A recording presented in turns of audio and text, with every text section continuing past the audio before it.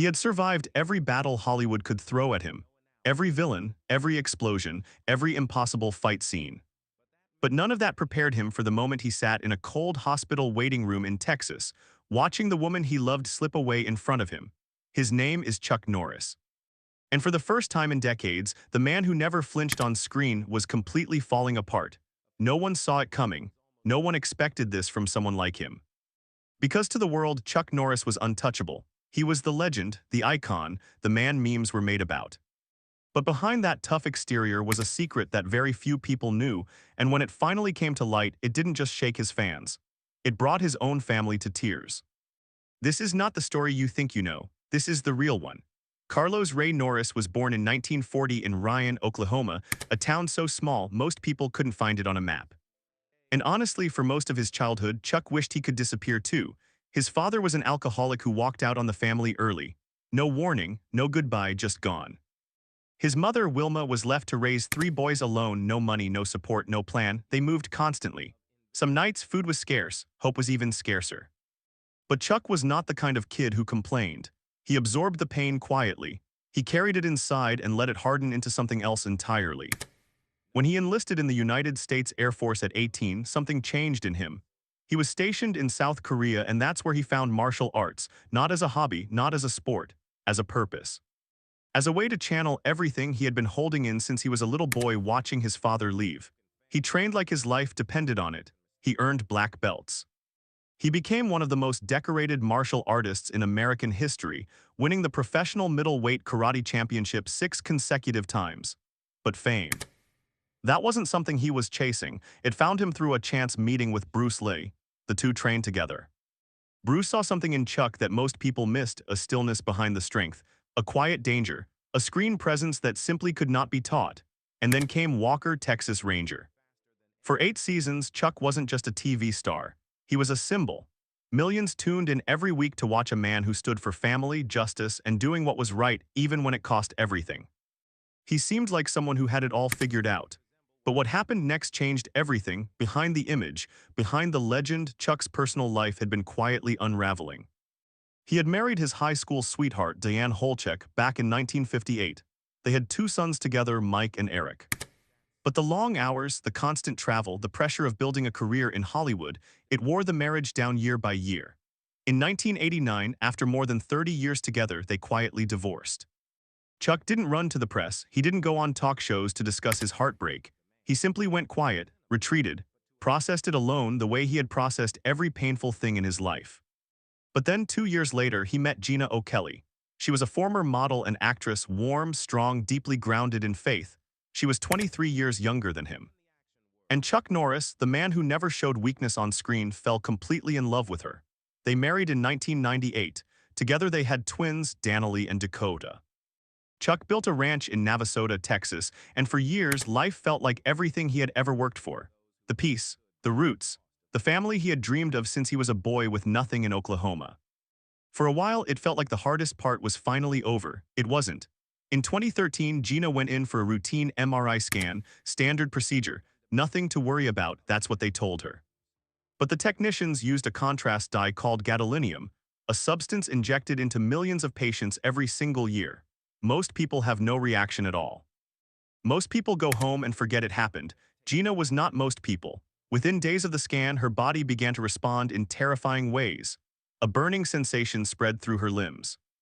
Her muscles ached constantly. Her kidneys started showing signs of stress. She couldn't walk without pain, she couldn't sleep, she couldn't function, and no one could tell them why. Doctors were confused. Tests came back inconclusive.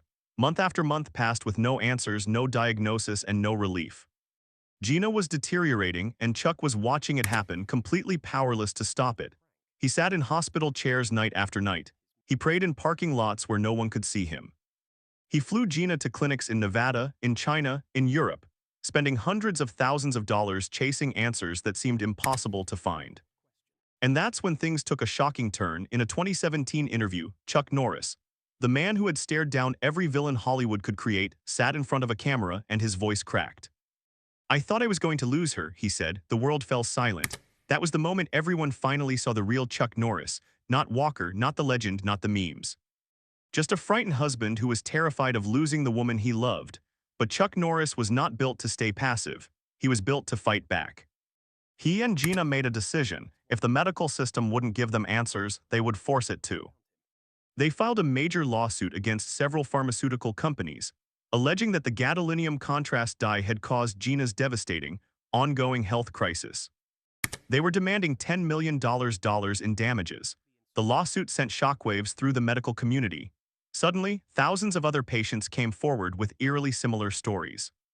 Support groups formed overnight. Medical investigations were launched.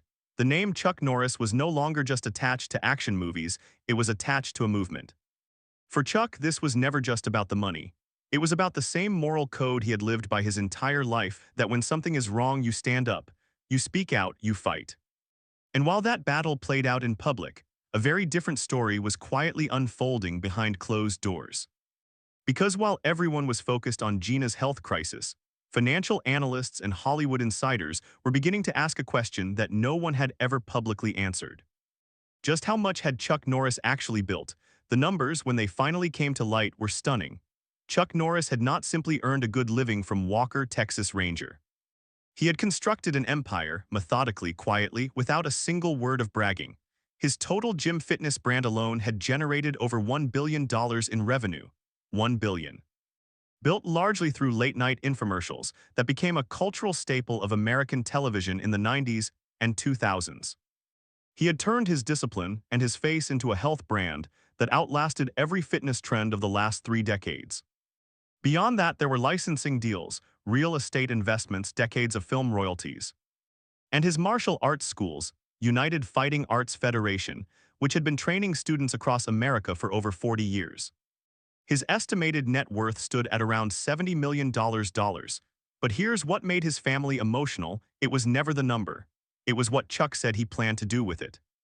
In conversations that eventually became public, Chuck made it clear that his greatest wish was simple: that the people he loved would never struggle the way he had struggled as a boy in Oklahoma. That his children would have roots, that Gina would have security, that his legacy would be built on family, not fame. The man who had started with absolutely nothing had quietly built everything. And that's what brought his family to tears. Today, Chuck Norris lives a far quieter life on his Texas ranch, mostly out of the spotlight, mostly far from the cameras. Gina recovered slowly, painfully, and continues to advocate for patients affected by gadolinium toxicity. Their fight helped push medical regulators to take a harder look at a substance that had been injected into millions without proper warning. Chuck still trains, still believes in discipline, still lives by the code that was hammered into him by a hard childhood and a life that never came easy. And the legacy he built, the fortune, the family, the faith, stands as proof that the greatest battles are rarely the ones you see on screen. They are the ones fought in hospital rooms, in courtrooms, in parking lots at 2 in the morning when no one is watching. That is the real Chuck Norris, and it is more powerful than anything Walker, Texas Ranger ever showed you. So here's what we want to know: did Chuck Norris's real story surprise you? Drop your thoughts in the comments. We read every single one. If Gina's story moved you, or if Chuck's quiet legacy left you thinking, hit that thumbs up. It helps more people find stories like this one. And if you want more powerful celebrity stories that go deeper than the headlines, subscribe to the channel. The next one is already waiting for you.